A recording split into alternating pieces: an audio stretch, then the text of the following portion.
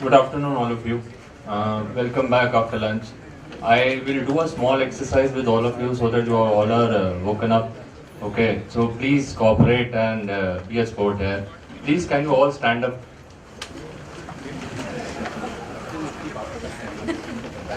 First, shake hands with your neighbor and introduce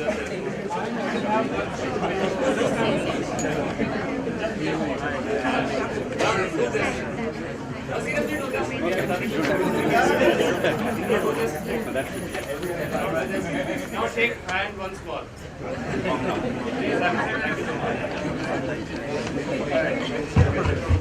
I think now everybody will ask questions, right?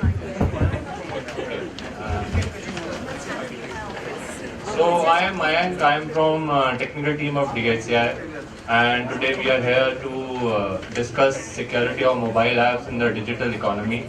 And we have a capability provider, Wiki, who is going to give us knowledge, and we are going to discuss with you your challenges also on this topic. Before I go into the topic, I think let me introduce the speakers from Wiki.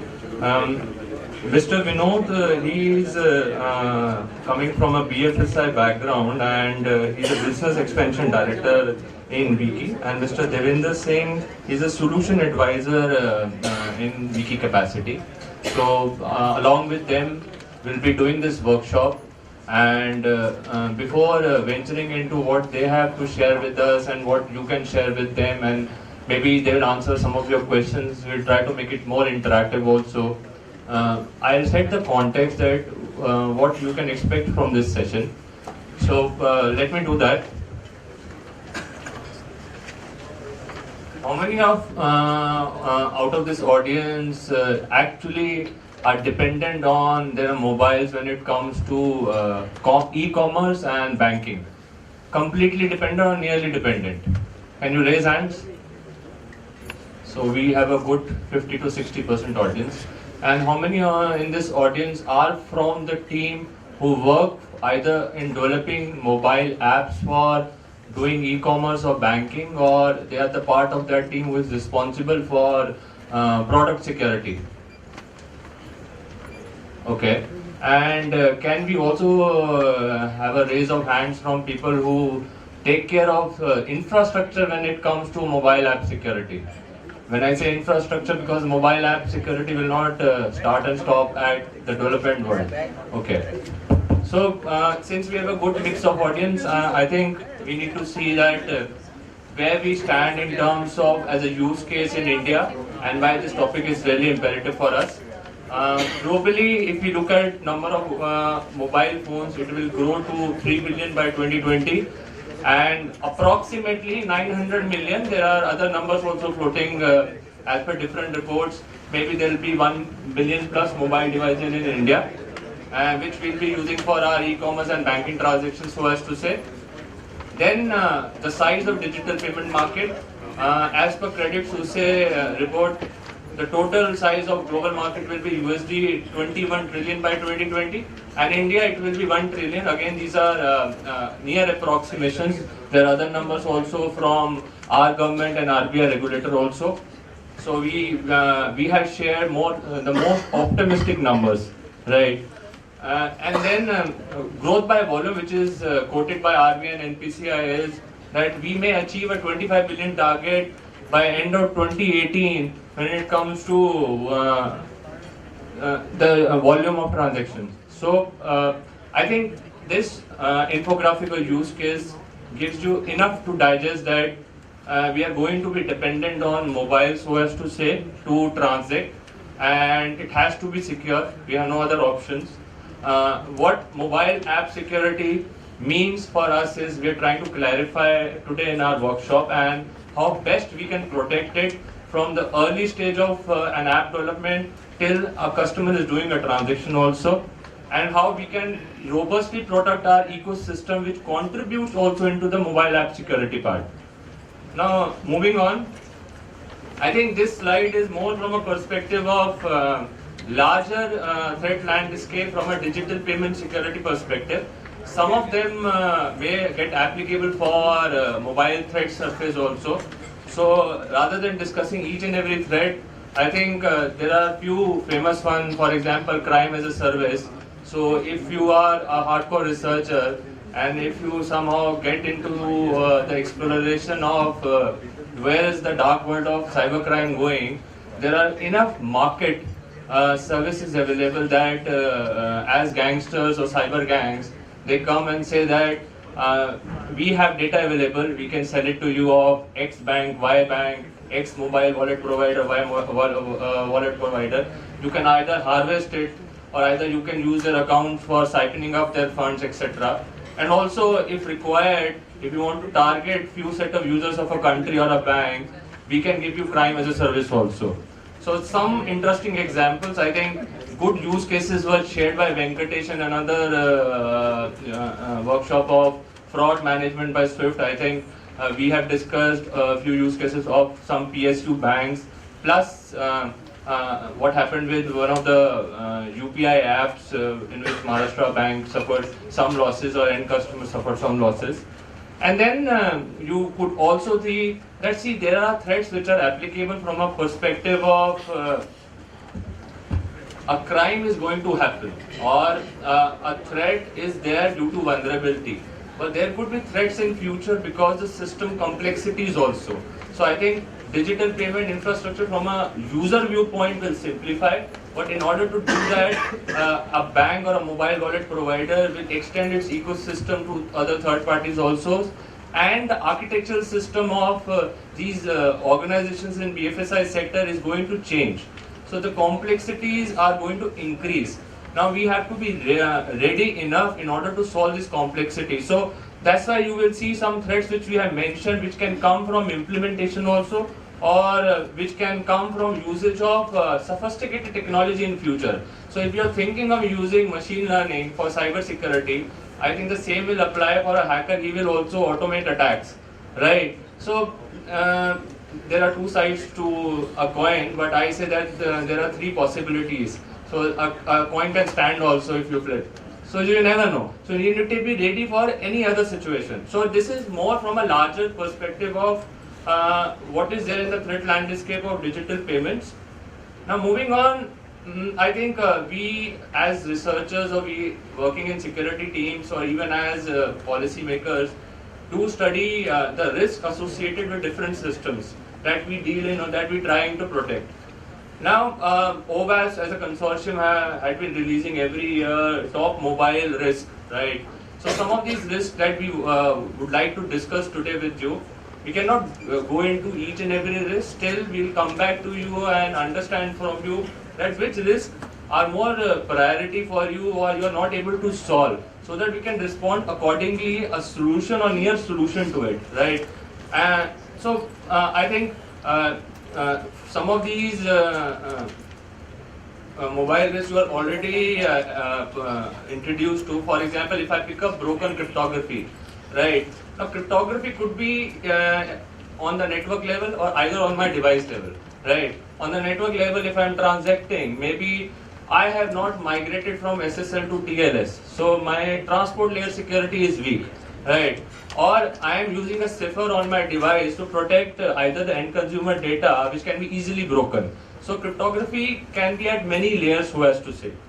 Then I think insecure data storage examples could be that though I still provide a sandbox environment to my user when it comes to usage of mobile apps or a mobile wallet, still there could be some data a user would be storing out of sandbox also. So there is one more threat surface or some applicability of threats on that data which is outside sandbox. And poor authentication and authorization, we have suffered a lot due to this. I think even if you push good policies internally to manage systems or good policy in terms of user selecting good passwords and username, still there is a threat surface which is applicable on authentication and authorization. And we also need to be cognizant of the fact that authentication and authorization as a ecosystem is evolving a lot. So from a standard viewpoint, from a technology viewpoint, it is changing. So we have to be abreast about it, what technology to adopt with respect to consumer convenience. So few examples of mobile risk. I think Vicky and DSI will together discuss this with you.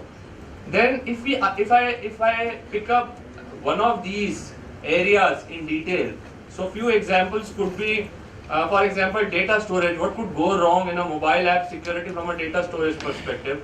I think if your mobile app is asking you to store passwords or remember you, it at times can be acting as a risk, though it is a convenience for user not to give user or login password at every login, or if it is saving a large amount of or critical field when it comes to personal information, right? As I mentioned about, if you are saving information outside your sandbox environment or to external storage, there is one more vulnerability point. Are we encrypting our strings? So we do encrypt our data, we do encrypt our network traffic. Do we encrypt strings? So at times, defense in depth, though it means a different concept when it comes to overall architecture, but defense in depth can also be treated as that, do I require certain measures at places where I am missing, right? So some examples.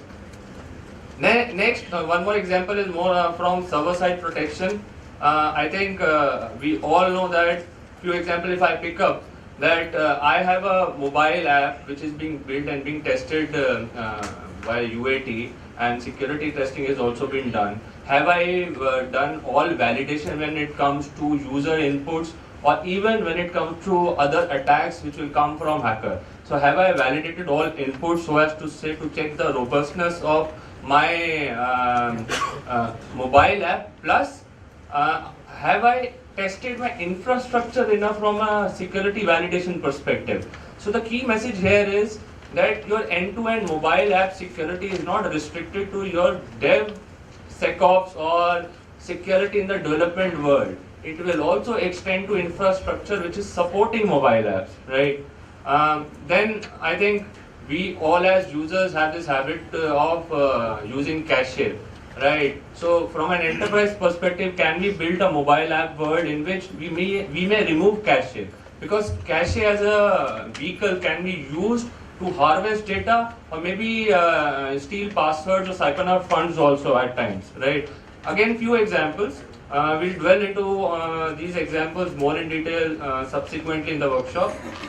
Then, how many of us as users are actually understanding or are able to understand the operating system of our mobile, right? At times, as convenience, we do photo sharing just like that, okay? Or we don't consider the logging issues which are being created, or some apps without asking our permission is taking screenshots also. So maybe I am sending a screenshot of my transaction to one of my friends, and you never know, even the app is storing that data and it can be used for illicit purposes.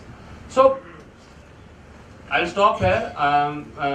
The messaging here is that in this workshop we'll cover different facets, we'll cover different areas in terms of risk in mobile apps, how you can secure in the context of digital economy of India.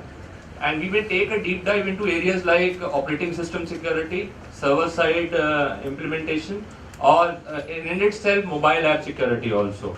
So I think let me hand over the stage to the both esteemed speakers, and in between I think once they have described their context and capacity of Wiki, we can come back to you also and understand from you the challenges or the protection measures that you are implementing in your organization, because I think this platform can act as an exchange of best practices also.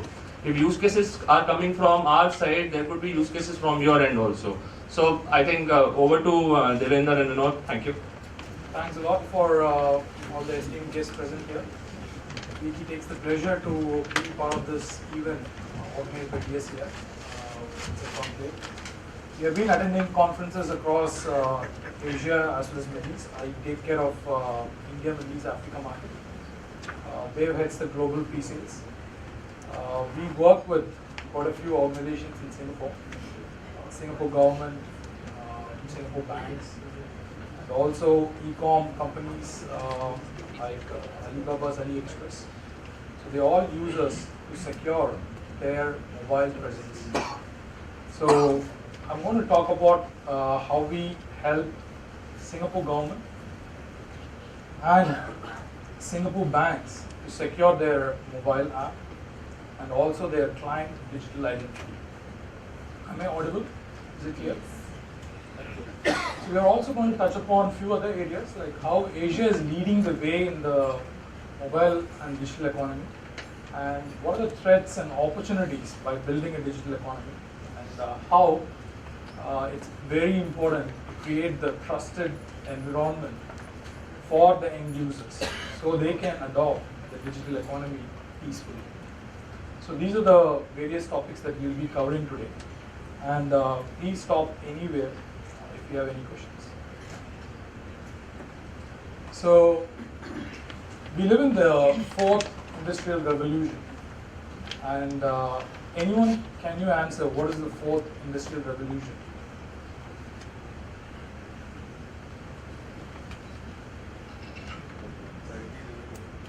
Anyone? So I gave the clue already. So yes, it is a digital revolution that we are talking about. So it took Microsoft 25 years to capture a market. Now Google and Amazon did it in 5 to 10 years timeline. Digital revolution is taking place for the last year or so already. And financial organizations have joined the bandwagon recently, and India is leading the revolution as well. So the whole fourth industrial revolution started with the digital concept, especially the mobile becoming the main contributor for it. And disruptive system transformation is happening between public sector as well as the private sector. There is a clear collaboration happening in Singapore, India, across Asian governments that I'm seeing. I used to handle Malaysia, Vietnam, Philippines last year. I had a great conversation with central banks in all these regions. I'm seeing a clear indication of how governments are going to work together with the banks and enable the digital economy. And they're putting a lot of guidelines in place so that it can enable mobile banking and mobile payments. And a recent trend that I would like to talk about is Singapore, Monetary Authority of Singapore has come up with the new guidelines for digital eKYC, which means you don't need to go to a physical branch or a cafe coffee day to do your KYC. That is the level of digitalization that is coming into the world. And Singapore, of course, is leading the way. Malaysia is not far behind. They were supposed, already actually launched for certain segment, that is remittance alone. So Malaysia was the first one on digitalization on eKYC, and Singapore gave a broader view such a way that they can allow onboarding for even retail banking customers using digital channel. So no need for bank visit as much as possible. They are trying to avoid that. So where is Asia here? Asia is actually leading this whole thing. I'm not going to talk about the statistics here because it's easier to read. So we are really leading this Asian revolution on the digital aspect. The smartphone users are increasing every month or year in Asia more than in Europe or in the Western world. And we are looking at a $6 trillion economy by 2020. And Asia especially, if you see India, Saudi, and few other countries in Asia are leading the whole contribution for this $6 trillion economy that is going to be right upon digital. So,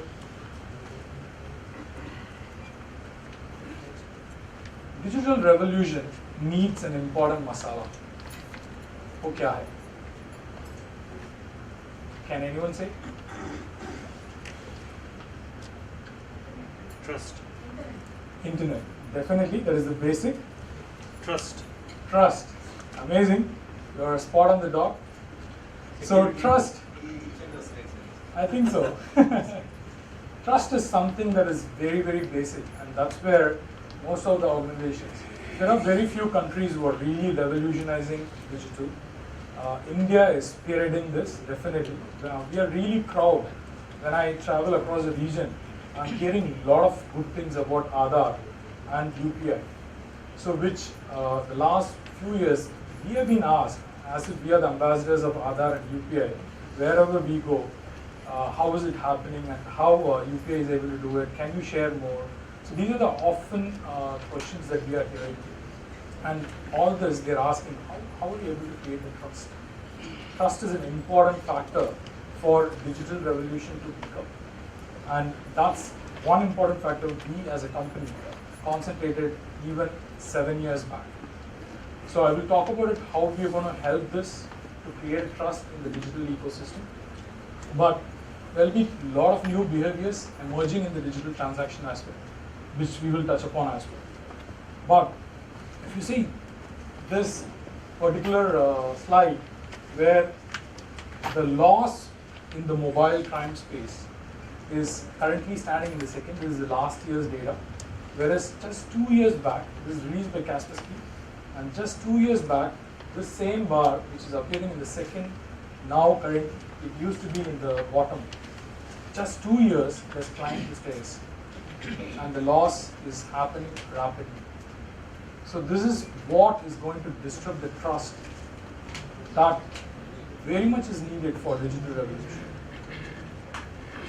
So what are the various attacks? I would like to Dave to talk about these attacks. So you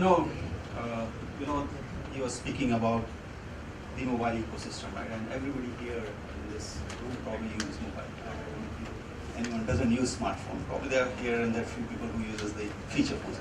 So today on mobile phones, the major various attack vectors that we see are SMS and banking trojans. So there are viruses on Android and iOS, which they are running in the background. They will steal the data. So they are sort of malwares, and also you have hardware backdoors. So recently, there was, a few years back, there was a news around ZTE, the famous mobile manufacturer from China.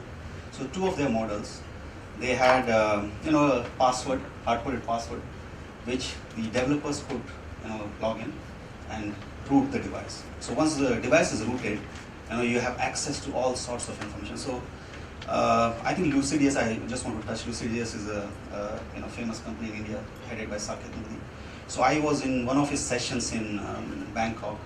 So he was doing this session, and he has a habit of, he talks about this mobile security and the ecosystem. And then within the crowd, he'll just ask someone, can you share your mobile phone? And then he puts it on the speaker board, right? And he hacks the information. So what he does is he doesn't get the password and all, but he'll just show the entire WhatsApp. And even though you have not the phone is not turned on, all the engagements or whatever the conversation you're having over lunch, he'll just play. So that's the level of vulnerabilities we see in the mobile ecosystem. And globally, at least in Singapore, people are more aware. But globally in India, when I go and talk to banks or some of our customers, so they are aware, but I see there's no mandate around this ecosystem, and people are not forcing themselves to use secure solutions. So one of the things that I would like to highlight in this slide is SMS and banking trojan. So this one particular bank in Singapore faced an attack in 2016. So he was transacting online, and he was using his credit card to finish the transaction. He was supposed to receive a SMS, and he was waiting for the SMS. During this moment, hacker took control of the phone, mobile phone, put a screen on top of it, saying the phone is rebooting. So the end user really thought the phone is rebooting, and he was waiting for a few minutes whether the phone is going to restart again. In this moment, hacker took control of the OTP, finished the whole transaction, booked 5 European tickets, sitting from Hong Kong, and cost him 12,500 Sing dollars. He maxed the card's limit. And it took 6 months for that particular user to get the money back. Why? The bank said, I've sent you the SMS OTP to your mobile number, which was given and registered in the internet banking. So there is no issue with that.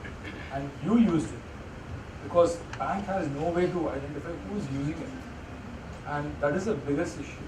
So the end user was trying to say, I'm the client, I didn't use it. I just saw a 2 minutes screen that says rebooting. After that I didn't use it, but ended up getting discharged. I think they're not hearing you.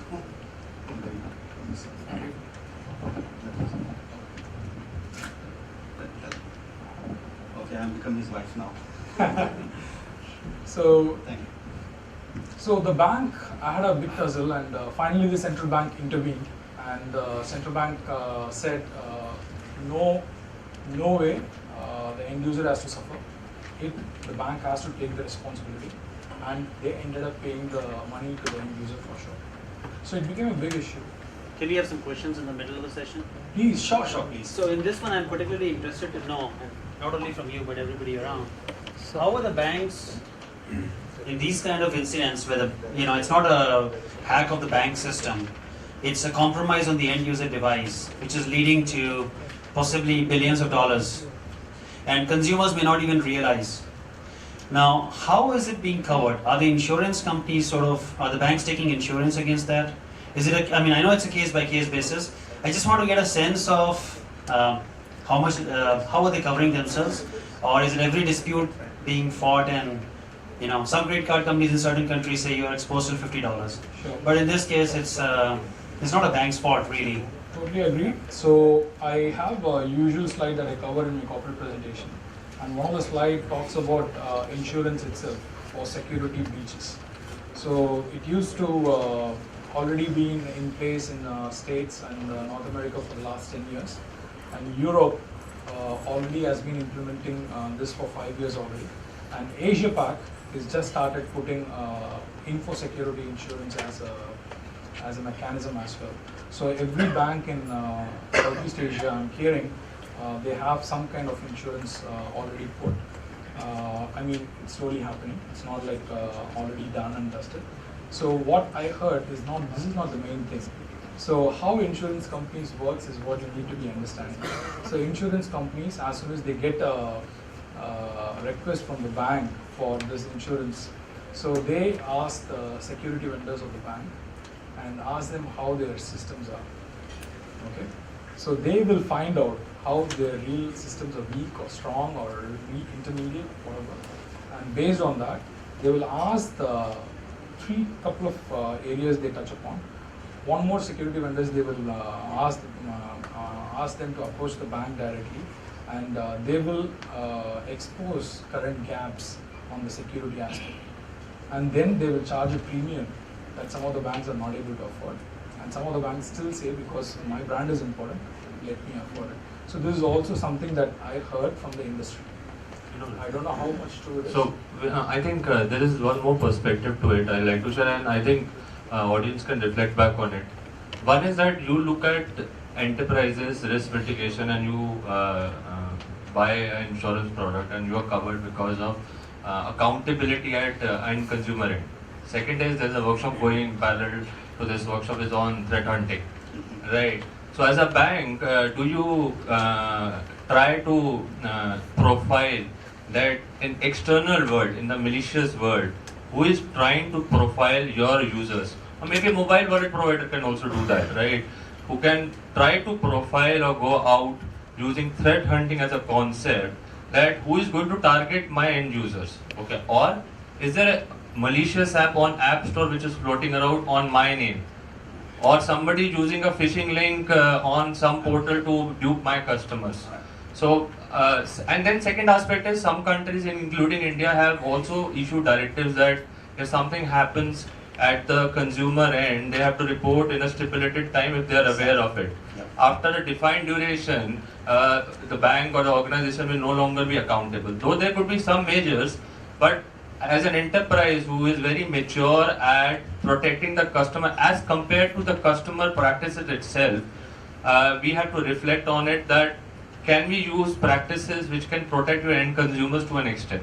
Yeah, very good point. So just to add on to that, so see, a lot of these behaviors are driven through regulators, right? So back in Singapore or Hong Kong, the Monetary Authority of Singapore, MAS or HKMA for Hong Kong, they are very strict on this. They want to protect the end user.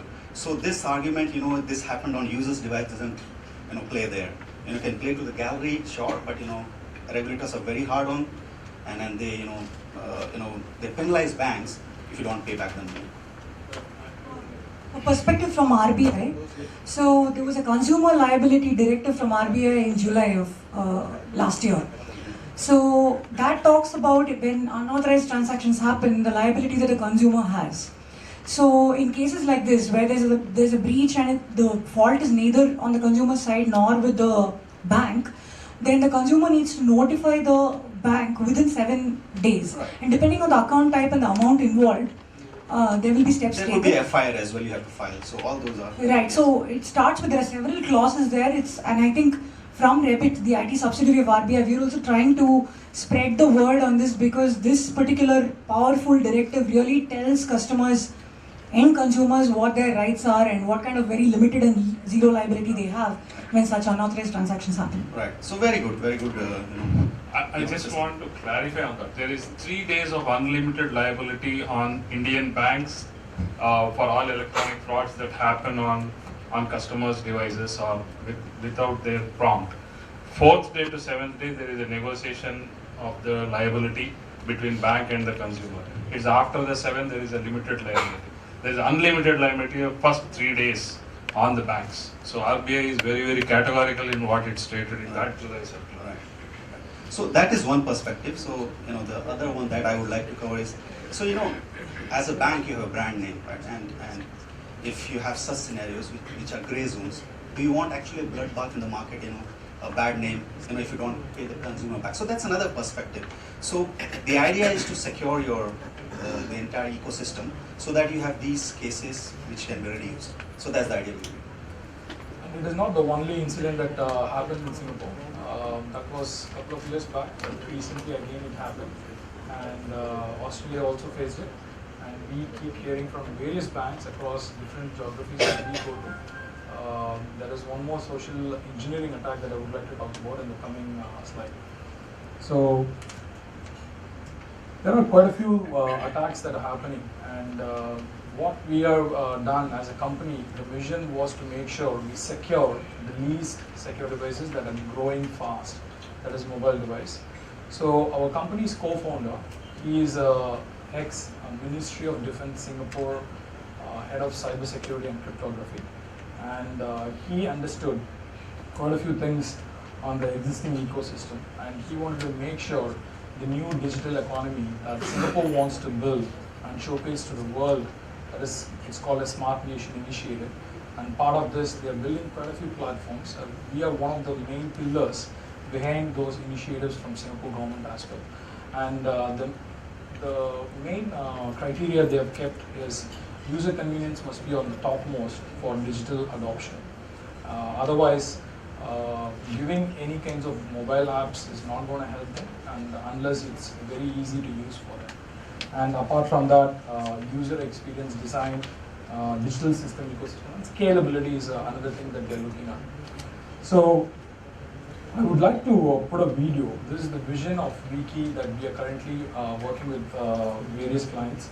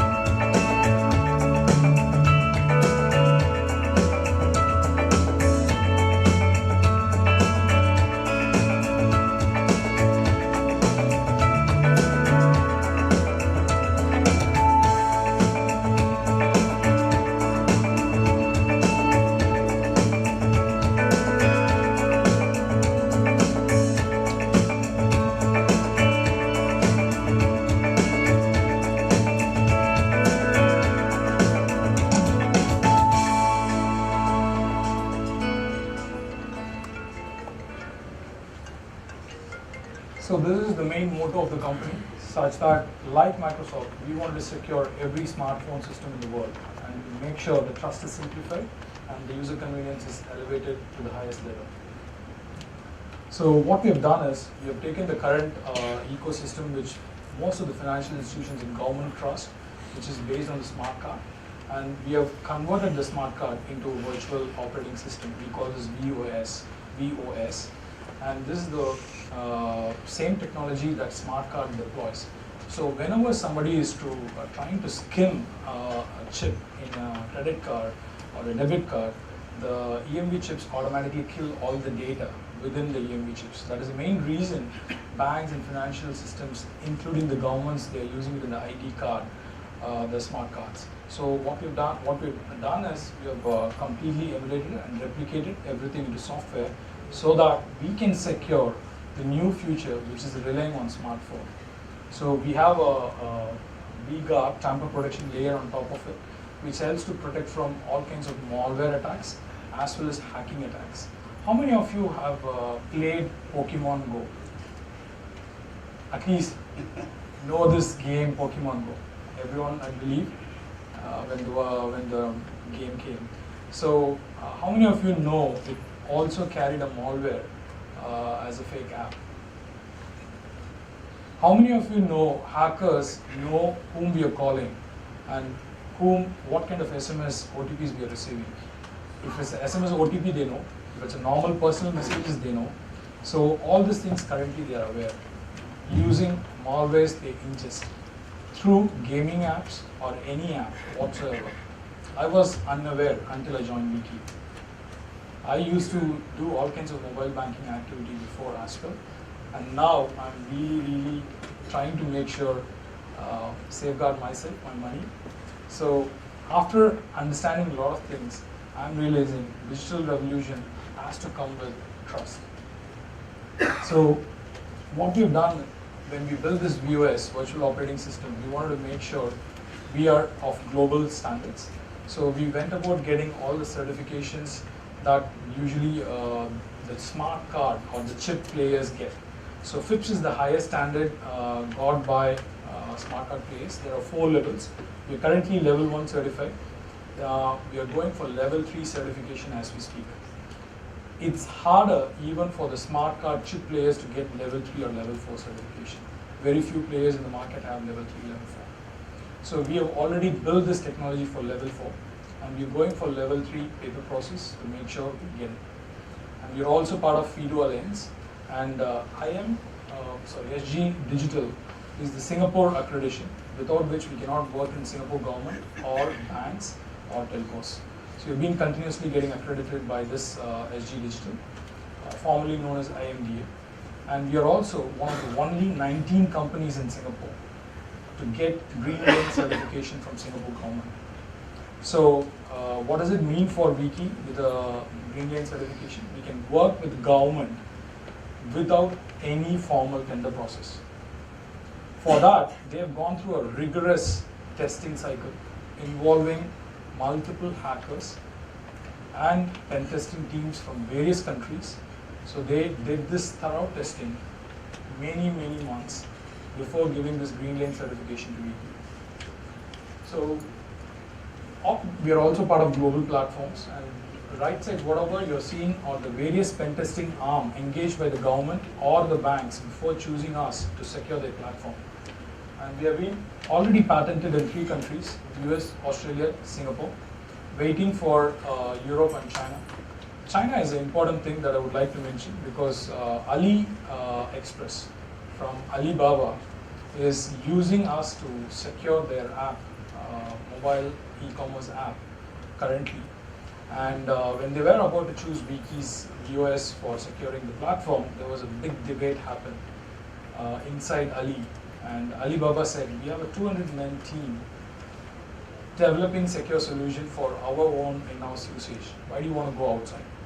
So until then, Ali had a huge presence in China, and they were a minimal presence outside China. AliExpress said, we are already launching in many countries. We want to make sure we have the best of security in place. And they went about challenging Alibaba. Let's do a pen test. on in-house solution as well as Wiki solution. They never revealed the results. They selected Wiki's VOS, and 6 months later, Alibaba wanted to do the same in China. We said no to them, and we wanted to wait for the IP before giving our solution to Alibaba in China. So that speaks the Singapore government and Ali are one of the toughest people to evaluate for us, and we have come through unscathed. So we have the impenetrable mobile security system that some of half the population trust in Asia. So, Vinod, just from an understanding perspective, Yeah. how this virtual OS will help a bank when it comes to protecting the end consumer from a mobile app security perspective? One is this, that will it going to create a sandbox environment in which customer can interact or do whatever they want to do with at most trust, right? And second is how you are able to push this when it comes to use case adoption perspective or even consumer adoption perspective. So I think because end of the day you'll all go back to your organization and would like to understand how this capability will integrate with mobile app of end consumers. So if some points on that. Yeah, sure. So let me take that. So so I was expecting this question. He asked me. So anyway, so this is an SDK, and we have server-side APIs to an end consumer. We are just sitting under the hood. They just see a mobile application. They'll probably see an ICICI application or a LIC mobile banking application. So to them, it's seamless. They will just download the app. But under the hood, because the SDK is embedded, your coders, application developers, they code, and they will embed this SDK inside the mobile application, and that then gives you a secure execution environment.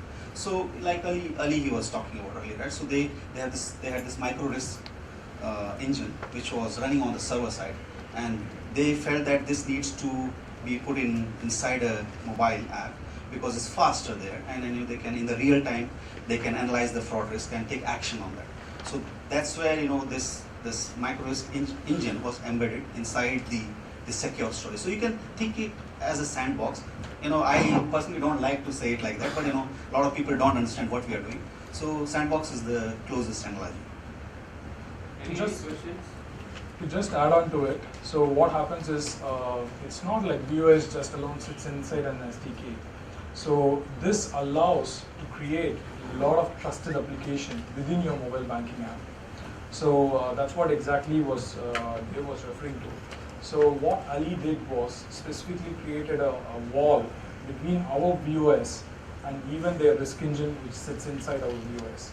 So even VOS doesn't know what's happening in the risk engine algorithm that they wanted to store within VOS.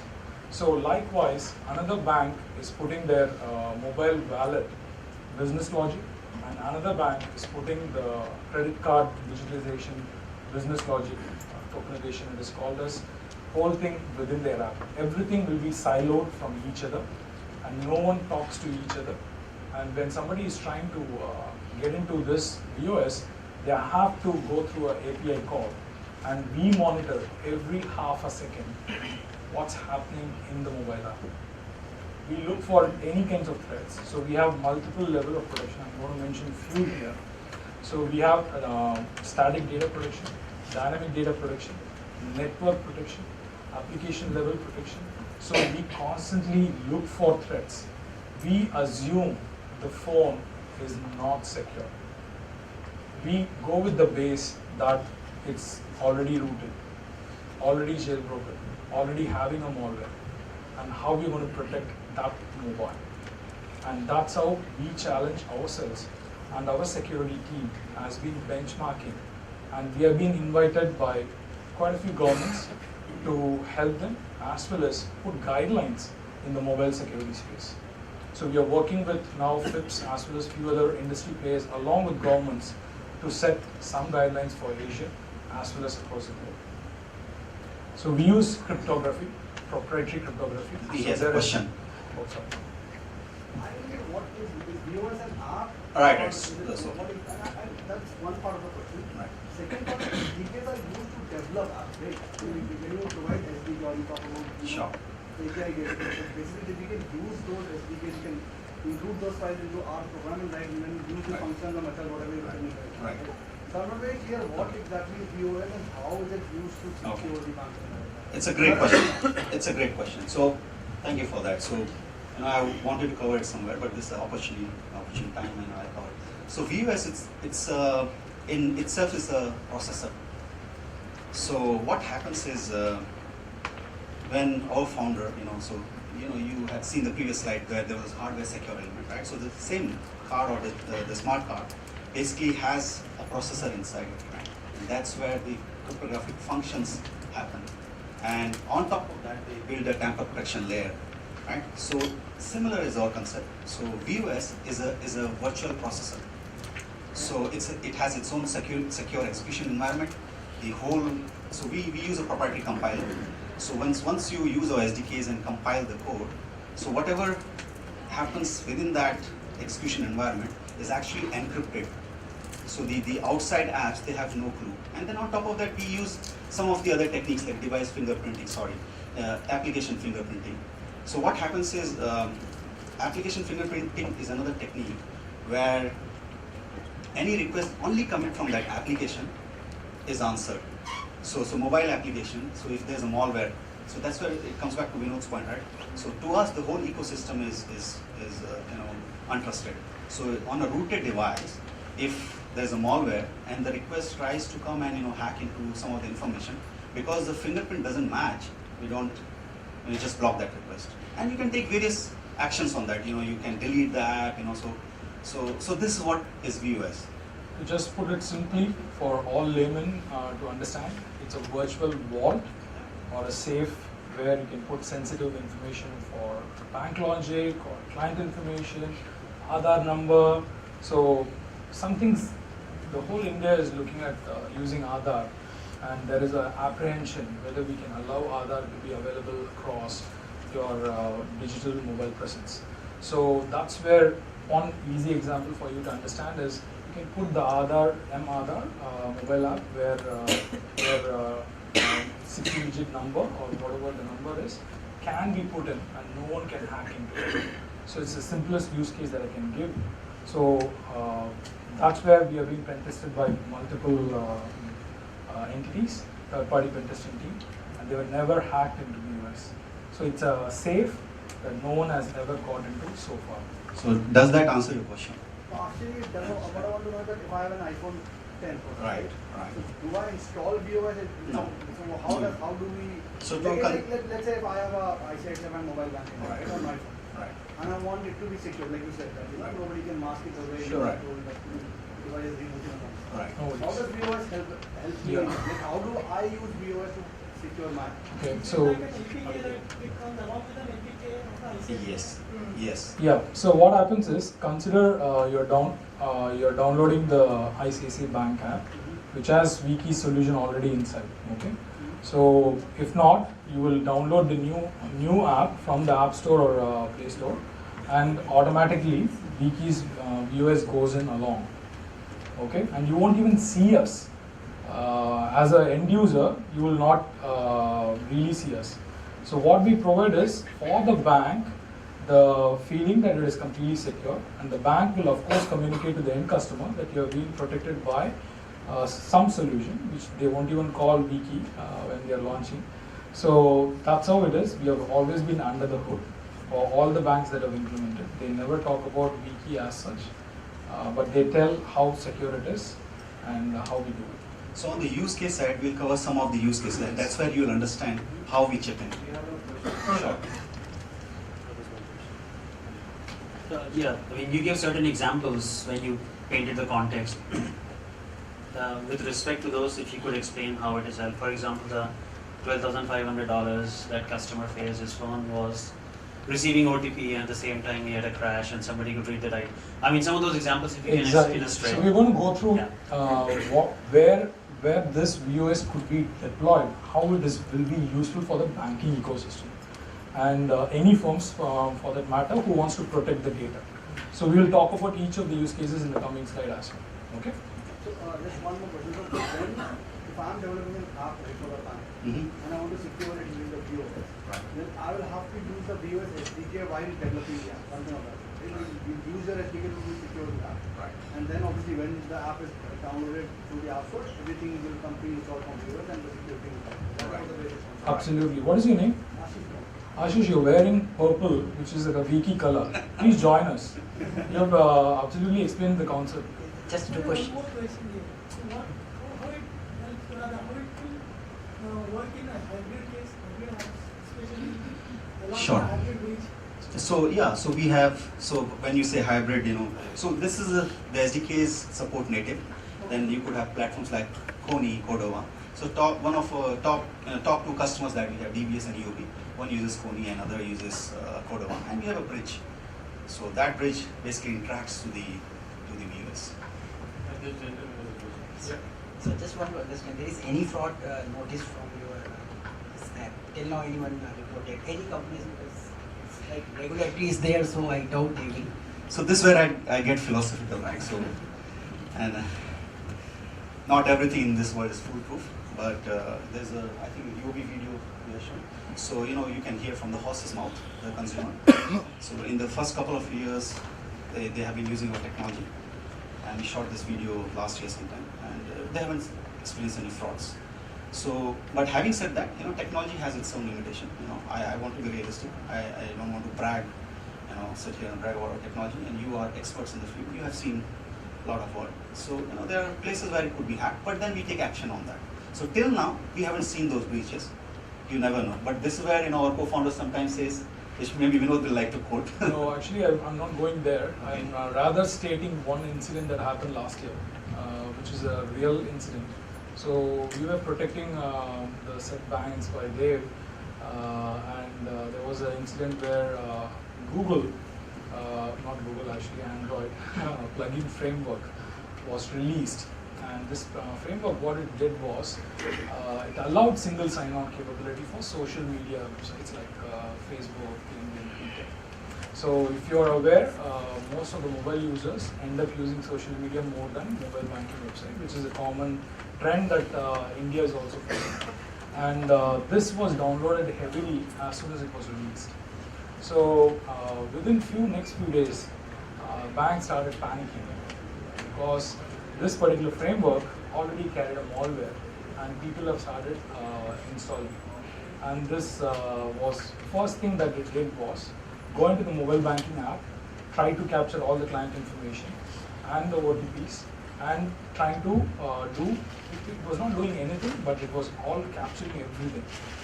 So banks were really panicking and asked all their vendors. We were one of them, right? Like other banks use other vendors.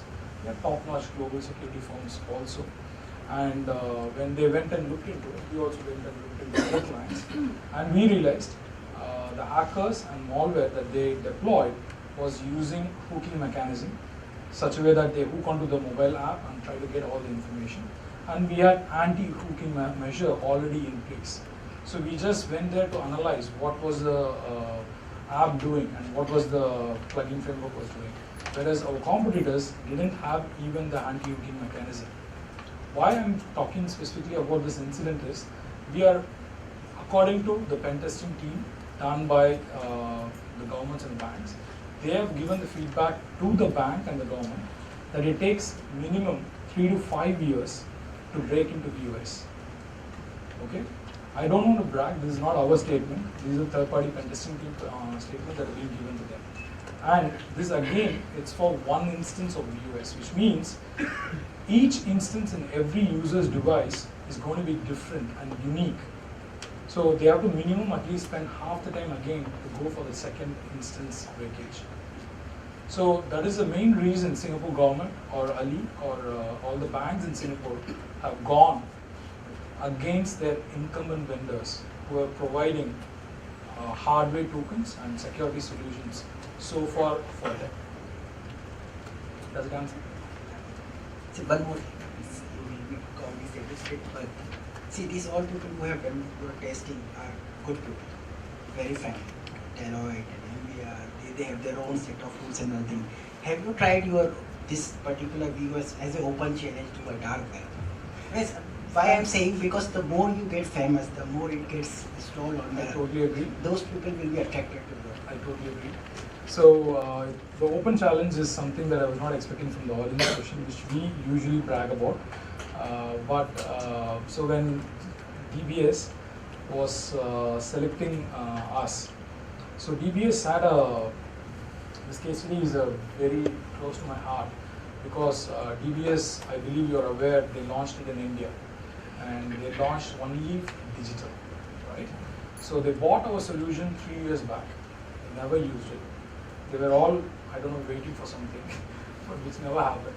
So when they were coming to India, they wanted to make sure they have the best security solution in place, and they invited close to 20 odd vendors. We being already incumbent, they also invited us, and they made us go through 6 weeks of pen testing again.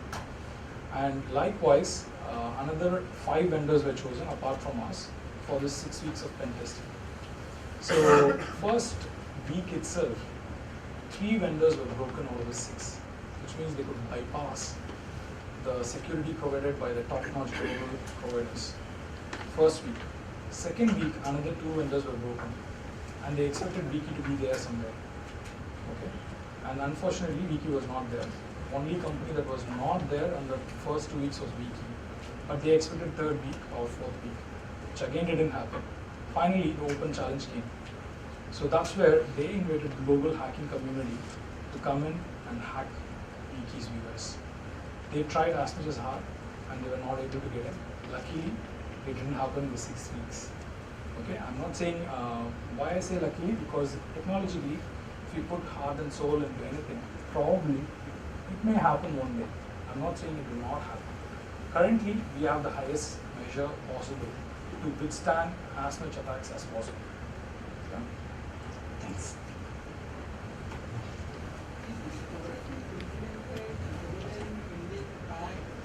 Any of the financial institution in India? Yes, easy answer. DBS India did launch Wiki. Not only the VOS, you will also see few other solutions that DBS has You launched. already named the DBS. I think DBS is not the Indian bank. So in that, no, we haven't done any work with local Indian banks yet. Okay. That's why we are here. So this is this our year where we try our India expansion. So a lot of our initial years were, our founder, Joseph Khan, he spent a lot of time trying to correct the product, build a product which is robust enough. And then we tested our waters in DBS, UOB in Singapore, even with the Chinese hackers, the Alibaba. They have deep pockets. They have a formidable team. The hackers in the hacker community today, the Chinese and the Russians, or even the Polish hackers, they are considered the best. I'm not talking about Indians. I mean, Indians, maybe they are good, but they are not renowned in the hacking world. The Chinese hackers had a go at our technology when Alibaba was selected. So the point that I'm trying to make is, so we wanted to go through an experience where we wanted to have a robust technology, and that's when we start. And like the gentleman was talking, right? Have you explored yourself on the dark web, right? I mean, so we wanted to be a product which can withstand that kind of pressure. So this is the year when we expand. So we know, he has a mandate of expanding Middle India and Middle East and India and Africa. So that's where now our journey, to these markets. So I hope we'll have issues and challenges, but we are ready for that, and we believe our product is good for it. Yeah, I think one we need to take from an audience perspective that cryptography as a concept or embedded in different concept when it comes to securing banking is going to change not just your operating system or your apps, it is also going to change the authentication, authorization and identity world. So I think as BFSI sector and industry body and as capability providers, we all need to track where cryptography will impact so many technology areas. Already, since you mentioned about blockchain, etc., it's there in your vision also. Cryptography is changing how identity, authentication, and authorization will happen in future mobile banking also. I think this is a classic example of how embedded cryptography will change the mobile app security also. I think that's a key takeaway that audience can also explore further. Definitely. So the cryptography that he is referring to, most of the banks in Southeast Asia deploy white box cryptography. So they are used to white box cryptography, but what they've also seen, including the banks that they currently deployed Wiki, have deployed them before and faced easy hackable scenarios when it was in the live use cases. So that's Wiki, but it's VOS. It doesn't stop here. We have various solutions. We just touched one important core solutions of Wiki. So we do provide ultra high grade security, and here we are trying to simplify it for you to understand. The easiest, of course, is the username password that we are all used to, and there are various levels, and currently we play at level 4. So we also have OTP based authentication, and we also have PKI based authentication, which Government of India is also supporting. So we have level 3 and level 4 is where our play is on the authentication space. Is there any questions? Otherwise, we can go on to the next. Any reflections on where your organization lies right now, or in Indian context where BFSI sector is, a level 1 or level 2? Any reflections on it? Anybody? I think most of us are from banks, right? Are we at level 3 or we have achieved level 4 also? So which bank has courage to say we have achieved level 4? Anyone? No, I would be proud to go and talk about that bank. Seriously. Yeah, I think so. Based on our talks in the market, and so since the whole workshop is quiet, so I'll lead you. So level 2, that's what we have seen a lot while we talk to a lot of banks, and some banks, some of the I won't name them, but some of the people who have risk appetite, they are playing around with the level 3. So, but in our experience, we have not seen a single bank who is on level 4, and that's where we should be aspiring to, because some of the apps that we have seen, Osman, we have a developer from Pakistan, so we are a very vibrant company in Wiki, and he took half a day, 4 hours to hack into that app. So that's our goal. We'll show that bank, and show them. So how unprotected we are on this sector. And this was Explain a requested bit by the about bank what is themselves to look into their security. And Could you explain what do you mean by level 4? Could you explain Sure. those? So, you want to go? Yeah. So when I say level 4, so what we are doing is, you see few identifiers here. So in a typical multi-factor authentication world, what you do is you have a username password as a first factor. And for second factor, you use multiple techniques. One is SMS-based OTP. The other could be, some people use device binding. And our approach is a little different. What we do is we create a digital identity for that device. So, earlier Vinod was explaining, right? So every application or the VOS firmware that goes into any mobile is unique, is tied to that device. So you can't copy it to another device. So that becomes your digital identity. A public key. So. Yeah, public key. So there's a private key, and we use that to generate signatures. So that becomes a very secure mechanism. So that's where we become level 4. And on top of that, we have device binding. And when you unlock this, so there is a use case where you will share later. So when you want to unlock this digital identity, you will have a secure pin. So you can, that's where our secure keyboard comes on. And the key, it protects around the keyloggers. And you key in the pin and unlock the digital identity and do the authorization or authentication. Would that be in addition to biometrics, or would be an alternative to like? So so as an application, we provide you the functionality, but as a user, you have choice what you want to do. So same way we have a biometrics mechanism. So we have a biometrics player with whom we have integrated. So one last question: are these levels as per a standard, or this is that you have being the leader you have established? No, so these. Okay, so that's a very great question. So you always should look for the source. So this came to us. This idea came to us. GSMA. Last year, I think back in India, there was a Mobile Connect program which was launched. So this is based on similar standards. So this is where we first saw it, and we say, hey, really? I mean, they are defining this level 4, level 1 to level 4. assurance levels. So these terms, assurance and risk, these are GSMA terms. So, and we realized that we are at level 4, and none of the players that our competitors we have, were playing in that. So yeah. Okay, moving on. So what we end up giving for the bank is to make sure we have, even when there is untrusted OS or untrusted apps, we still will protect the mobile banking app and the user's data. So even in a rooted or jailbroken devices, malware infested devices, we give the uncompromisable security for the end user as well as the bank. And with that, we have developed various use cases on top of it. And this is where a lot of banks use our solutions apart from BOS. And if you look at the first segment is app protection that we already talked about quite a bit.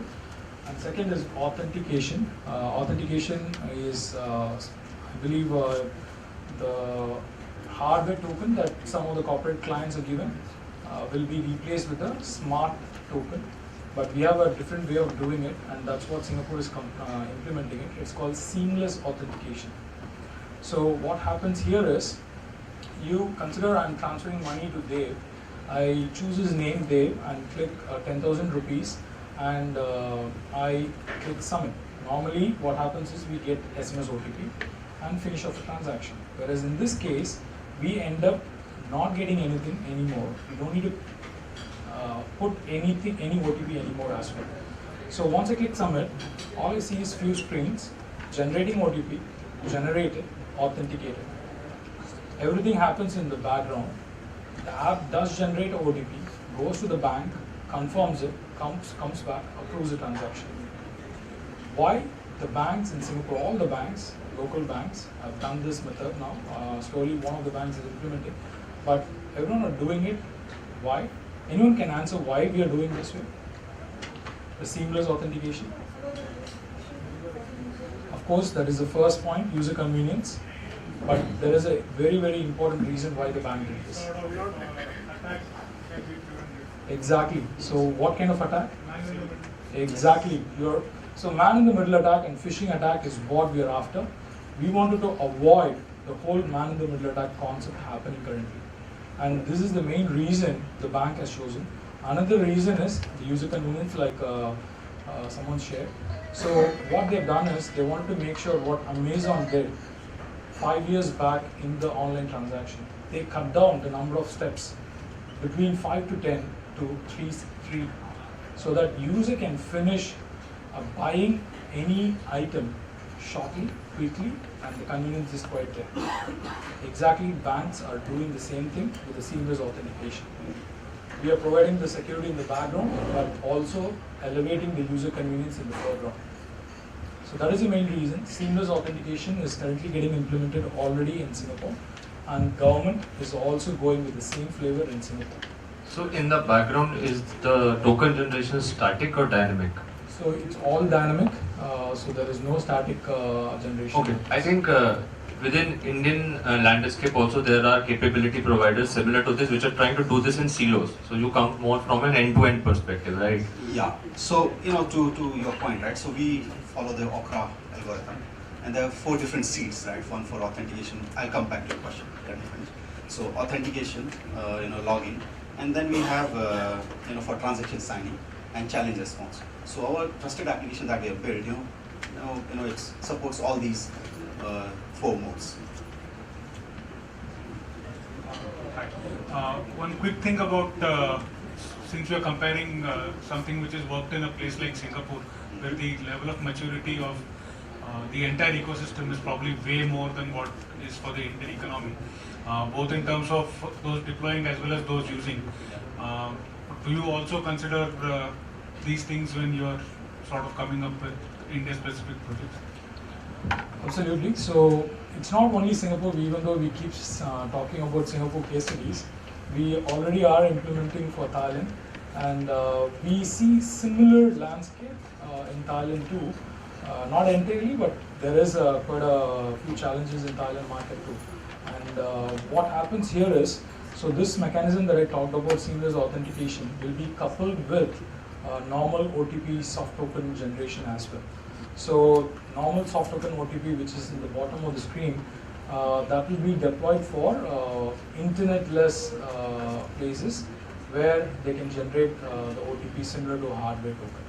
So it's still possible. We are trying to definitely think about the areas that we want to enter, especially India being such a big market. We are looking for feedbacks as well. So apart from authentication, we are also doing authorization. I'm going to touch upon each of them.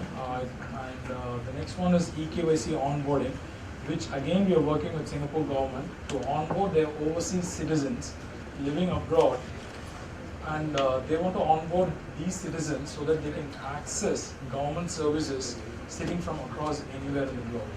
And they want to make sure they are onboarding the right citizens. And how we are doing it is what I'm going to explain in the later slide as well. And I talked about this, only one authentication or soft token that I didn't touch upon, which is push authentication.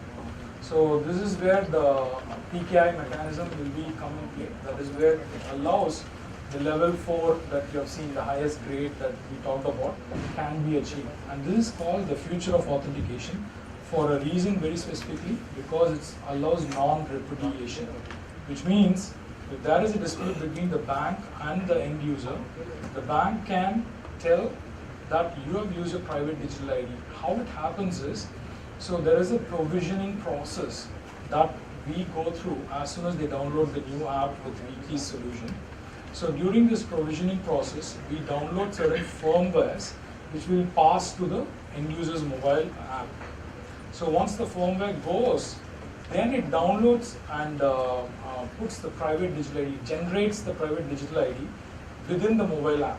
Even the bank doesn't know what is the private digital ID. So the public key for that particular private digital ID is going to be with the bank, whereas the private digital ID will be with the end user. And even end user doesn't know this 16-digit number. So that's how you create the non-repudiation capability, and that allows to be applicable in the code of law. In Singapore and Malaysia, I'm pretty sure I heard from few people that our Digital Signature Act allows this PKI signing using private digital ID as well. So which means the ultra high grade level 4 can be achieved even for Indian banking system. Yeah, so to put this use case in perspective, from a user's perspective, it's going to look like, they go to the internet banking website and they'll initiate a transaction, they log in, and when they have to transfer the money, that's when the push notification goes to the mobile app, and they don't have to key in anything. They don't have to key in OTP. They just see the transaction details here. So they is transferring money to Vinod, and it's $1,000, whatever rupees and stuff like that, and then you click on authenticate and the date and time, and that's it. So, and then it will ask you for a PIN, and you unlock that token or the digital ID, and the transaction goes through. So it's very seamless for user in that perspective. And yeah. When do we set this pin? So you can set this pin, or so this is to protect the token, the digital ID. I mean, you can choose to, so for example, so why I'm saying you can set up a pin, it gives you added convenience. So what happens is when this push notification comes in, you wouldn't use your first factor to log in. So that is gone, and you just use a PIN, which could be 1, 2, 3, 4, whatever number, and then the transaction goes through. But we already logged into the app. No, you don't have to log in. That's what I'm trying to say. So we want to log into the app also. Yeah, that is also possible. That's how secure we are. I mean, we can have a discussion later outside. We can have different scenarios. Yeah. So we build different scenarios for different banks as well. So essentially, if I can understand, you are generating a public key, private key pair and using the private key to sign it, just Right. like a Bitcoin transaction goes through in cloud. Right. And that sort of does a non-repudiation because Right. it's signed with your private key. Right. And your public key, the bank is certifying to any other app that this is your public key. Yes. Right. Just to clarify and add more is, there are concepts like ZKP, zero knowledge proofs, which come from cryptography world, that you can prove yourself without providing any information which others can harvest, etc. So offline we all can explore ZKP as a concept, which is coming in mainstream, etc. in more commercial use cases of authentication. Yeah. So this is also, government is also deploying this as we speak, this methodology. So other solution that we bring is, as I told, SMS are getting attacked. It's not happening daily, but it is happening. And this SMS, another problem for the banks is huge cost as well. So you end up paying telcos huge money, and also end up paying the customers if there is a breach.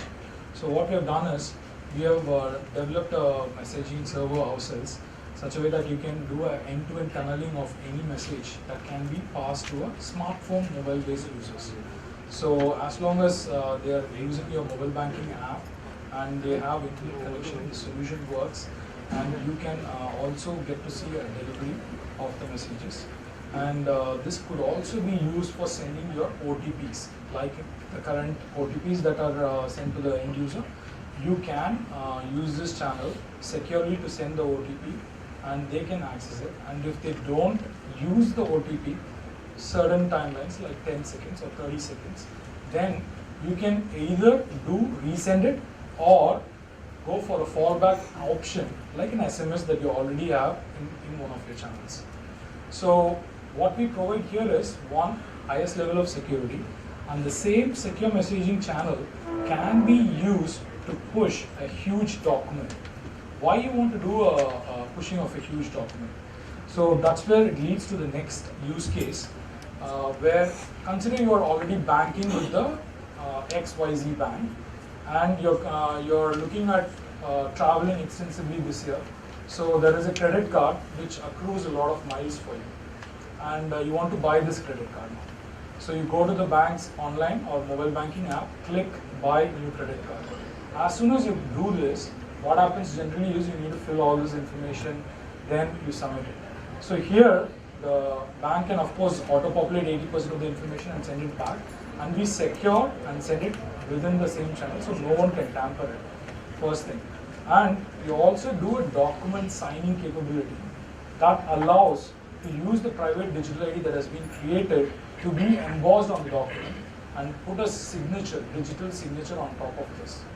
So even when there is a dispute that I didn't do, you can always say your private digital ID has been embossed along with the digital signature.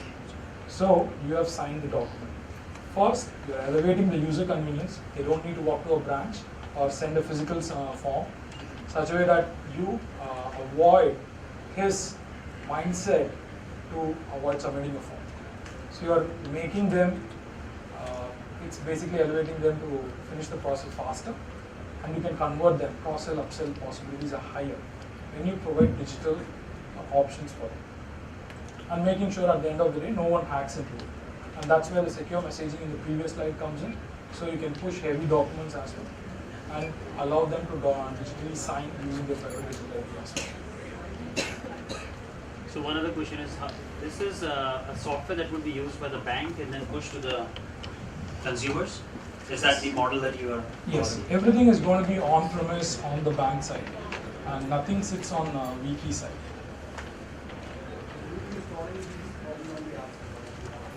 Yes. Any more question? The regulatory constraints for this? Sorry, come in? The regulatory constraints? Okay, regulatory constraints depends on the market. Each market, different guidelines are published. Document signing, we have to really check with RBI. I'm really not sure about that in India at this point. What kind of a resource requirement would this put on the mobile? From perspective of would you require a higher RAM? Yeah, you need to buy the iPhone 11, which is coming. Only then you can use it. No, I mean, So- go ahead. Sorry. Sorry. Yeah, okay. So I'll take that. So our footprint is very thin. Once our SDK gets compiled, it doesn't occupy too much space. So for just the VOS, it takes 2 MB. So that's a very thin footprint. But depending on the use case, the footprint could be a little more. But it's not in like 30 MB or 20 MB. So it depends on the use case. And on the RAM front, we just ask for 1 GB RAM, which is every damn phone in the market, which is 1 GB. Most of the phones. And, that's not So is that the minimum requirement, 1 GB? Well, I mean, that's where we have seen some of our use cases are optimum, but just for the viewers, it can be lower. So we have, so for example, Digibank India, when they launched our product, so some of the phones were 512 MB. So it has been working fine in that environment. Yeah. Any more questions? The secure messaging will provide an SMS server. Yes. Messaging server. Right. Using your server, you can generate the SMS that you want to send from us. So what happens? You give us the context of the message, which would be hi, Vinod, I love you. Sort of. Yeah. So you give the context. What we do is before sending out, we encrypt that message using the public key of the bank, and then it goes through the push notification server, or and you get a message ID. So you can choose different flavors. So when this encrypted message basically lands on the mobile application, that's where the private key is used to decrypt. So it's a similar concept to WhatsApp. So, yeah. But I don't love him, by the way.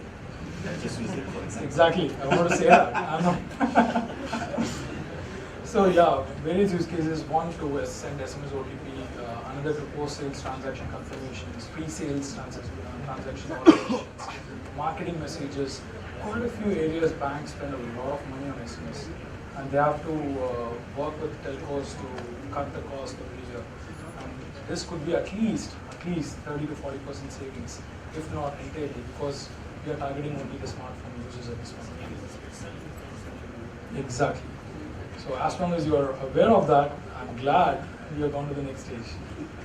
We don't know whether the mobile service is storing our data at their end. Definitely, no doubt. OTP are stored at their end as well. OTPs can be stored at their end. Exactly. So you actually touched upon a very important point. So the another reason why push authentication that I was talking about as the future of authentication is mainly for this reason.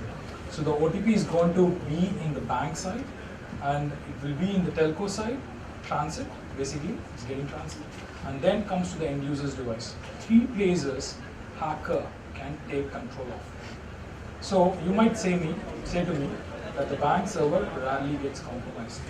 Yes, very rarely it gets compromised because they have the best security in place already, right? But there was one incident, I believe everyone is aware, especially coming from CISO background. Last year, the company called DYN had a DDoS attack. I believe he's already smiling. So this DDoS attack, you know how it happened, right? They used all the open smartphone systems and IoT devices. They bombarded the best security available in the market, and they still cracked and took control of the whole system for one whole day. They're the best security.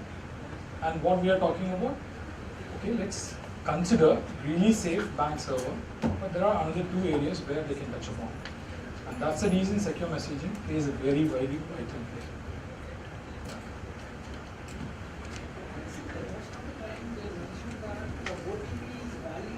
Specific transaction, not for the other transactions. How this is possible in the real world? So, like I was talking about the Okra algorithm, right?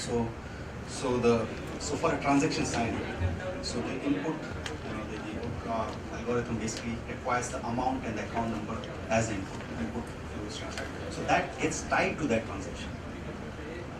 Does that answer my question? If there is no question, we'll move to the next slide. So onboarding, it is something that is a hot topic in the Indian market too. Especially Aadhaar and government are trying to ask citizens to onboard themselves, possibly in the bank branches. So this is where we are working with Singapore government as well to onboard overseas citizens. How we are doing this onboarding for Singapore government, which is currently in last stage of going live, and we'll be using biometric passport for Singapore government. Here, either we can go with Indian passports for NRI clients, or we can use Aadhaar. So either this or that.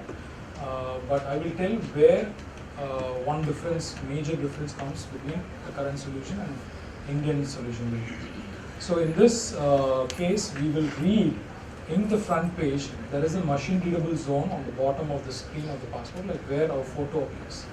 So this machine readable zone allows us to unlock the biometric chip that appears on a biometric passport, which is currently there in the 150 plus countries passport. And once we unlock this biometric chip, we get publicly available data which is accessed even at every airport, irrespective of whether it is a biometric passport or a non-biometric passport. So we get all this publicly available information, and that includes high resolution picture which is stored within the biometric chip. So once we take the high resolution picture, then we ask the end user to take a selfie. So when they are taking a selfie, we use facial biometrics to check for the liveness of that particular user.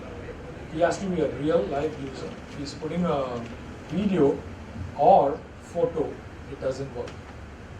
So once the liveness is confirmed, then the selfie will be matched against the high resolution picture which is stored in the passport.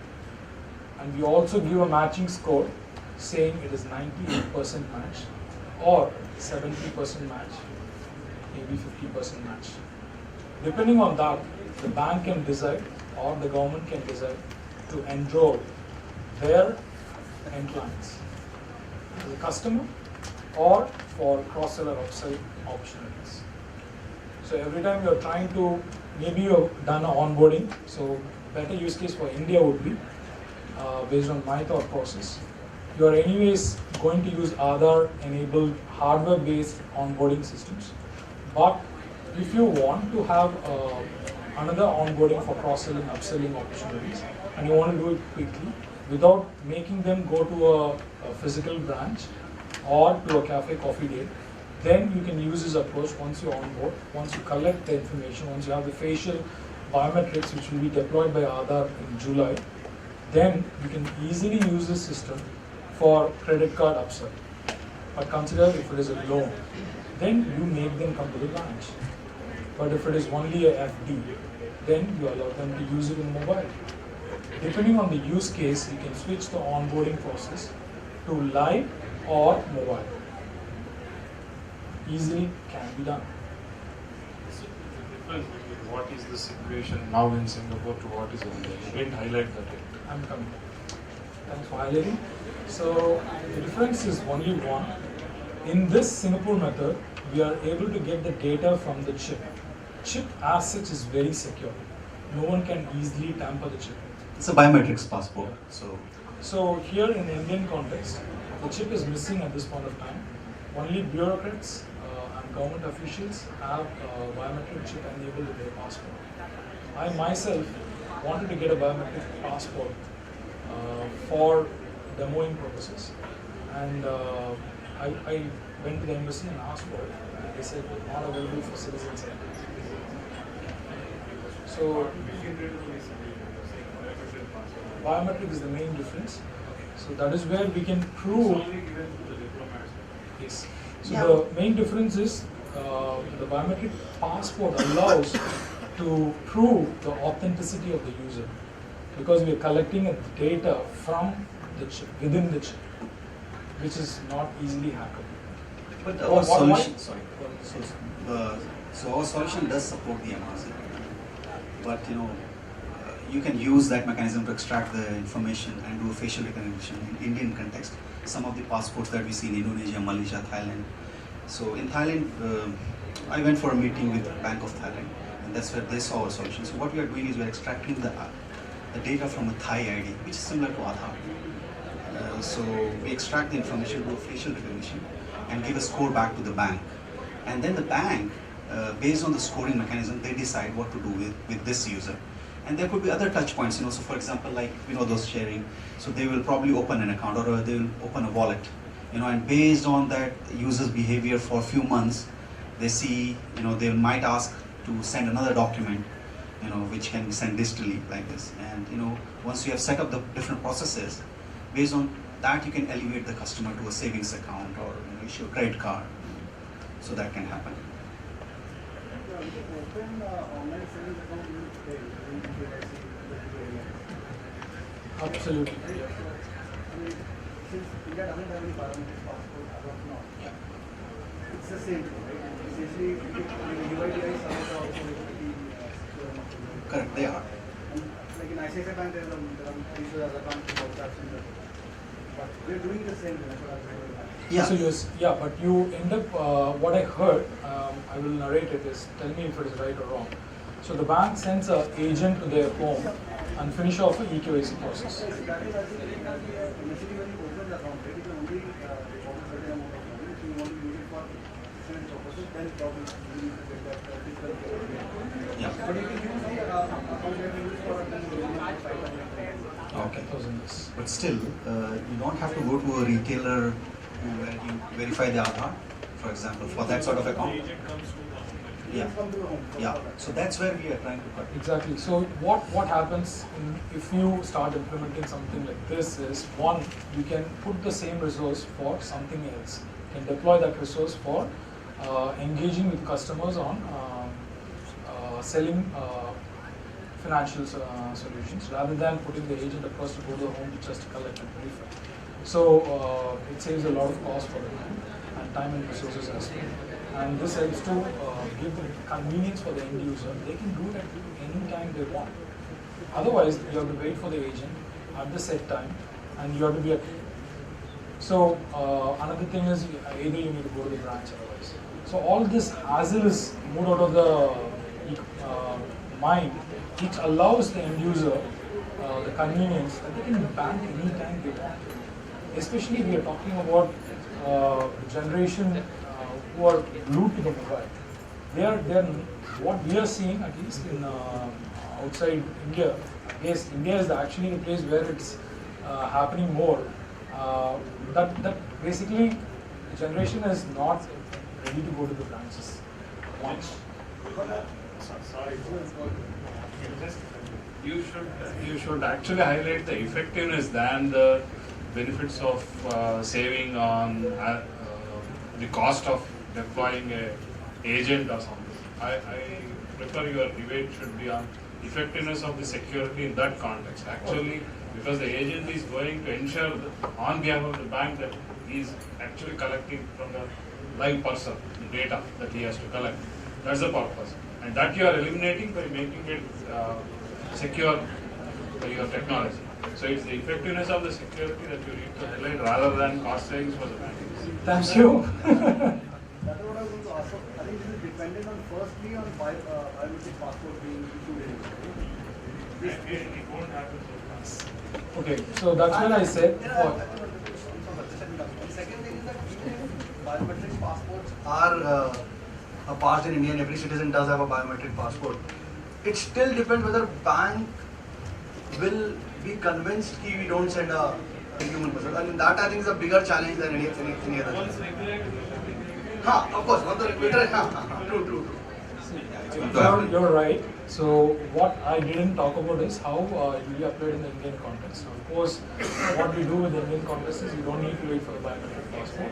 So we can, Aadhaar is still there, and if Aadhaar can be deployed for Indian client base. Whereas if you're targeting NRIs, which is also a decent size for banks to look at, and this normal passport can be used by NRIs, can also be used for this EKYC onboarding for living abroad. So that's a big advantage. You're really tapping on some of the volumes that they're spending a lot of repatriation monies and all that. And when you provide onboarding facilities, they will definitely look into Indian banking as well, right? Yeah. So Now, to your point, so I have a very personal example. So a few years back, I was buying a home back in India. Like all foreigners, all Indians, we go there, we earn money, then buy a home back in India. Right? So this was one of the premier banks, and I ran from pillar to post to apply for this loan. The sort of documentation they require, and I got really frustrated and said, I'll buy all cash. So I didn't take a loan. Yeah. So no, but there was a process, but I had to run to High Commission, this and that, this document. I said, why? So this went on for 2 months, and then same sort of emails will come. So I got hassled. I said, look, I don't want to do that. Let me buy myself. So I, used the cash that I had and then bought it. So bank lost a customer. This is This where where- yeah. digital revolution really can help argument the process and enable the, maybe it is just 5 to 10% at this point of time who really want to use smartphone. But we are really pioneering in digital, and government is putting a lot of measures. And as a bank, as a citizens, we also need to tell this is what we are expecting from the bank as such. I think we are dwelling into the process inefficiencies of KYC system, right? And since they have spoken on e-KYC, which is dynamic in nature, the KYC as a process because of blockchain may change in future also, right? So why as a customer I should give KYC to one bank and other bank cannot leverage, right? So why cannot we have a shared KYC system so that I don't have to walk in and reduce this problem of what he spoke of? But that may not be a security debate, so as to say it is more of a re-architecting the KYC system altogether and removing processes inefficiencies. Frank, you actually touched upon something that is already getting done in Singapore. So what they have done in Singapore is, the government tried all the banks to collaborate together, which they couldn't achieve, and finally ended up telling all the big boys, guys, you're not listening to me, let me do something. I will create a centralized KYC for all the citizens, so the banks can tap onto it. And they are already creating it and achieving a central eKYC for their citizens. And citizens have to give a consent in such a way that if somebody is trying to sell a new product, they will call, can I use your KYC? And they have to say, yes, I like this product, I would allow the bank to take my KYC details from the center. This brings us to a new concept called, I think you all can explore, is self-sovereign identities. Though that concept is too revolutionary in nature, is that I own everything and I can monetize my data. What he's explaining is that I have control over my data. I know what is happening with it.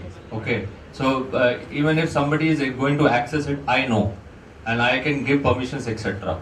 So identity as a word is going to change also. So this is not only in Singapore. So I'm in Singapore, a lot of people, you talk, it's a closed ecosystem, it's secure and all that, but you can relate to probably to Thailand. It's a big market. So, a month back I was with the meeting with BOT, and so BOT has decided, they are the regulator, they are the RBI equivalent of Thailand. So they have decided, coming to back to the same point, right? They are giving this centralized eKYC, they have decided. So all the individual banks, they will onboard their customers, they will pump data into this centralized eKYC system, and then the banks can buy from each other if they want to onboard a customer. And also they have to take, like they were saying, take customers consent. Any more questions on eKYC? So cardless cash withdrawal from ATM is something that would be really useful for India, especially because we have a huge population, and for every bank to issue a card and make sure it is delivered to the right address is a big logistical nightmare. And this is where I'm pretty sure it's already been coming into effect. Banks are already putting digital cards in their wallets and all that. And we do have a solution that is getting implemented for, again, Thailand, where it has two use cases. One for ourselves, and second for remittance, and both could be a potential use case for India. So how it is useful for us? So when we go to a ATM, so we just click the option called cardless cash withdrawal, and as soon as you do that, you get a auth code generated in your mobile banking app. The auth code, once you key in with the ATM, you get a push authentication in your mobile again. You click yes, I'm doing the transaction for 10,000 rupees, and click authenticate. Then the cash comes from the ATM. So there is no card involved anymore. And second use case is remittance. So it's a big use case for India because we do send a lot of $1 billion of money into India every year. And where Western Unions and Travelex of the world or the new fintech companies are eating the pie that should belong to the banking ecosystem. So how it can be done? If the banks tie up, all the banks and open the ATMs so that anyone can access cash from any ATMs. Then they generate a transaction code or auth code for say 10 lakh rupees. And once the auth code is given to the parents or friends or families or anyone, then the parents can go and do the same process, get their money, but they get a push authentication saying, yes, I am approving this transaction to 10 lakhs. So they control the whole chain as a owner of the money, and they make sure their parents or the family or friend get the money at that particular ATM.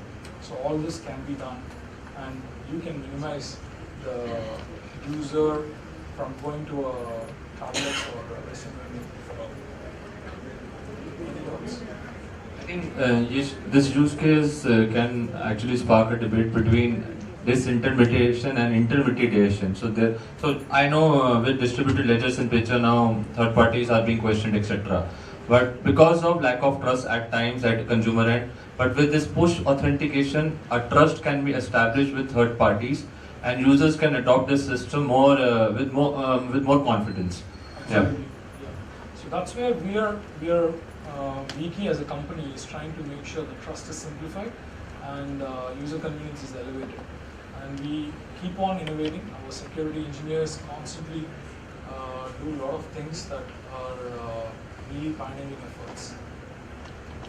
I would let you watch another use case from the banking side.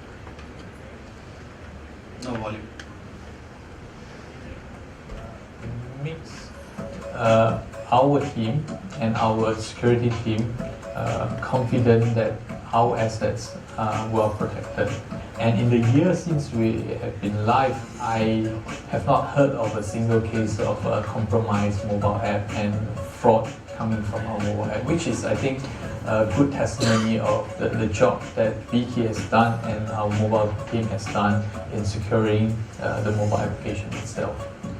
Our second project that should be going live very soon will bring even more value to our customers, because that actually cut down the number of steps required to authenticate our customers.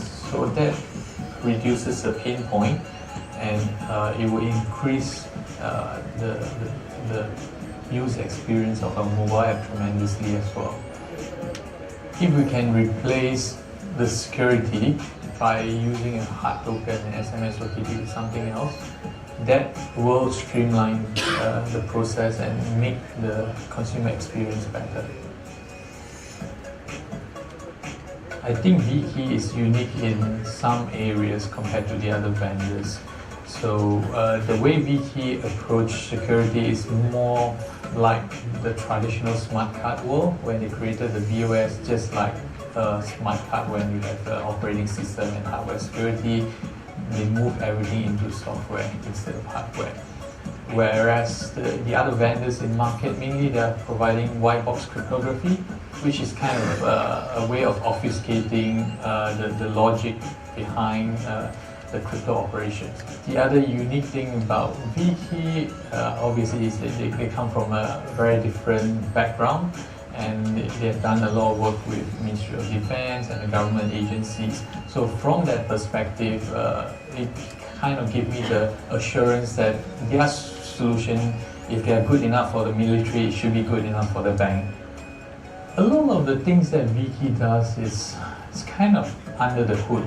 It is not so obvious to the end customer, but it does make a difference in how the bank delivers solution. The future of banking, a lot of it lies in the digital space.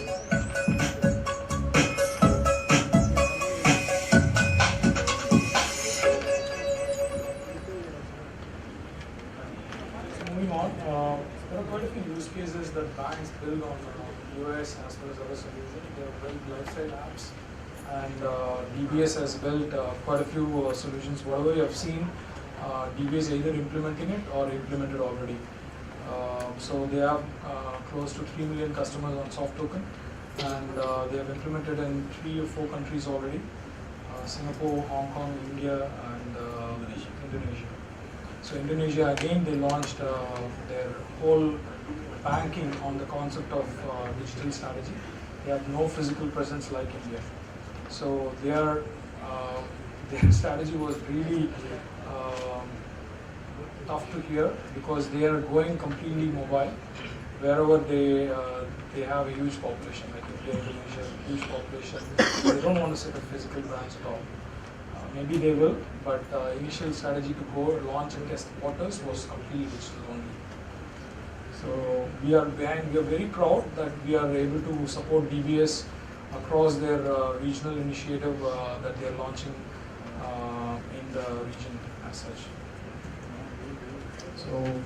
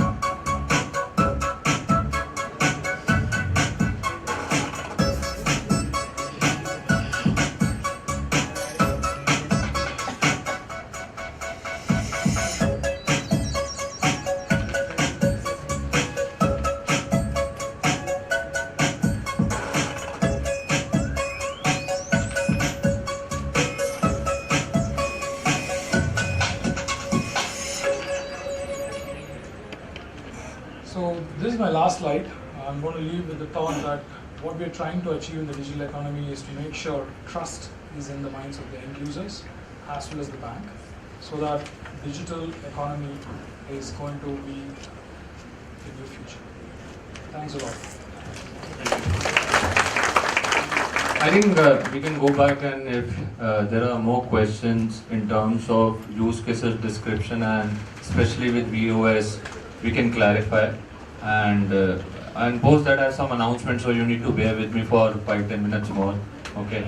Any questions? I think we can go around the table and people behind can ask few queries so that we clarify more on use cases. Sure. Any queries? Okay. No one wants to know how much it costs? Come on, guys. You can, I think, share some models of subscription or when it integrates with enterprise implementation. So if you buy it today, it's free. How many of you want to? Last call for questions. Any questions? Okay, I'll make my announcements. So thank you so much, Mr. Vinod and Mr. Devinder. I think we with DSCI and Wiki will require critical feedback from you that how we can improve future workshops also. Okay, so that we are more engaging and we are solving the problem statements that are there in the minds of security teams or even business use case teams. Okay, thank you so much.